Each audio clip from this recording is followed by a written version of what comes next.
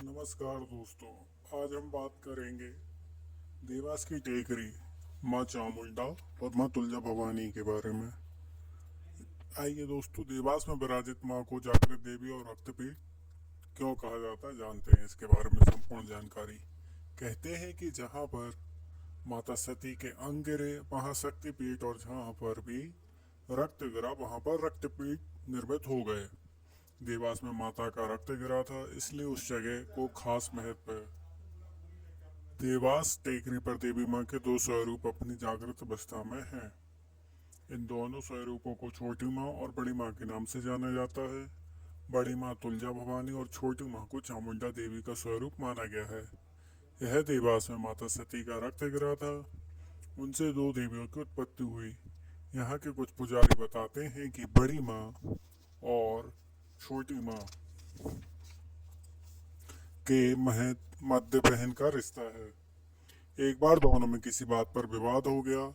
विवाद से क्षुब्ध होते विवाद से दुख क्षुब्ध होकर दोनों माता स्थान छोड़कर जाने लगी। बड़ी माँ पाताल में समाने लगी और छोटी माँ अपने स्थान से उठ खड़ी हो गई और टेकरी छोड़कर जाने लगी। माताओं को कुपित देखकर माताओं के गढ़ माना जाता है कि बजरंगबली माता का ध्वज लेकर आगे और भैरव महाराज माँ का कवच बंद दोनों माताओं के पीछे चलते हैं। हनुमान जी और भैरव बाबा ने उनसे क्रोध शांत कर रुकने की विनती की। इस समय तक बड़ी माँ का आधा धड़ पाताल में समा चुका था। वैसे ही स्थिति में टेकरी में वह रुक गई। वहीं छोटी माँ टेकरी से नीचे उतर रही थी। वे मार्ग को अवरुद्ध होने से कुछ और कुपित हो गई और जिस अवस्था में नीचे उतर रही थी तभी उसी अवस्था में टेकरी पर रुक गई। इस तरह आज ये माताएं अपनी इन्हीं स्वरूपों में विराजमान है। यहाँ के लोगों का कहना है कि ये माताएं स्वयंभू हैं और जागृत स्वरूप में है। बड़ी माता यानी तुलजा भवानी मंदिर के मुख्य प्रमुख पुजारी मुकेश नाथ का कहना है कि हमारे पूर्वज बताते हैं यह स्थान सतयुग से विद्यमान है। हमारे पूर्वज खुद ही करीब नई पीढ़ियों से कई पीढ़ियों से पूजा पाठ करते आ रहे थे। यह नाथ और 10 नामी संप्रदाय के प्रमुख स्थान है। यहाँ पर नाथ संप्रदाय का शक्तिपीठ गुरु गोरखनाथ के समय से है। यहाँ हमारी पूजा परंपरा से चली आ रही है। हम इनकी पूजा, हमारे पूर्वज इनकी पूजा परंपराओं से करते आ रहे हैं। यहाँ के राज परिवार की कुल देवी भी है। कहते हैं यहाँ पर दोनों माताएं दिन में 2 या 3 बार रंग बदलती हैं, रूप बदलती हैं। सुबह बाल अवस्था, दोपहर युवा अवस्था और रात को वृद्ध अवस्था में इन्हें देखा जा सकता है। यह भी मान्यता है कि जिन्हें संतान नहीं हो रही है वे माता को लगातार 5 दिनों तक पान का बीड़ा अर्पित करते हैं। इसी के साथ ही उल्टा स्वास्तिक भी बनाते हैं। मनोकामना पूर्ण होने पर धीरे धीरे स्वास्तिक आपको सीधा किया जाता है और मनोकामना मांगने पर आपने जो भी माता से वादा किया था उसे पूर्ण किया जाता है। या फिर यथाशक्ति माता को जो भी आप अर्पण करना चाहते हैं वह कर सकते हैं। माता के इस मंदिर में गुरु गोरखनाथ, राजा भृतहरि, सदगुरु शीलनाथ महाराज जैसे कई सिद्ध पुरुष भी तपस्या कर चुके हैं। राजा विक्रमादित्य जैसे कई राजा, पृथ्वीराज चौहान भी माता की दरबार में माथा टेक चुके हैं।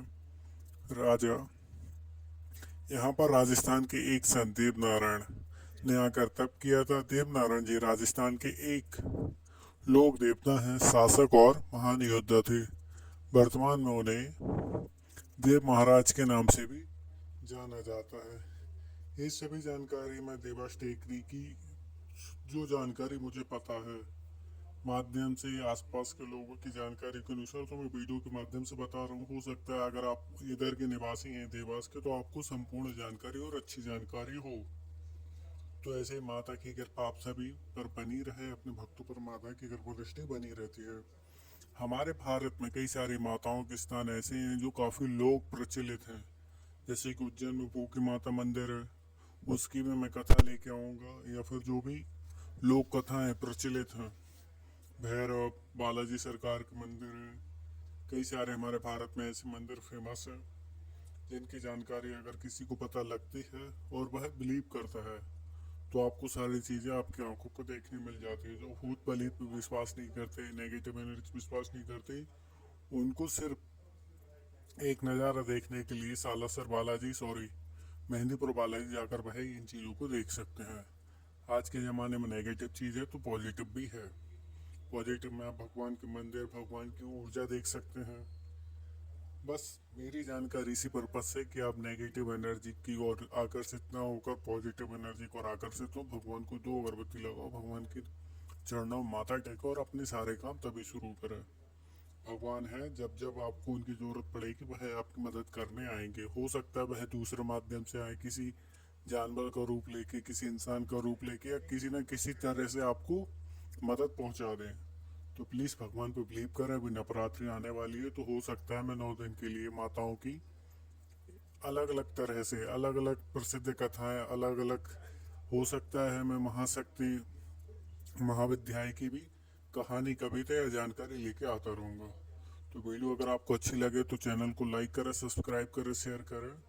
और जो भी आपको मन में कोई जिज्ञासा है या कोई भी बात हो तो आप कमेंट के माध्यम से पूछ सकते हैं। धन्यवाद। Thank you so much.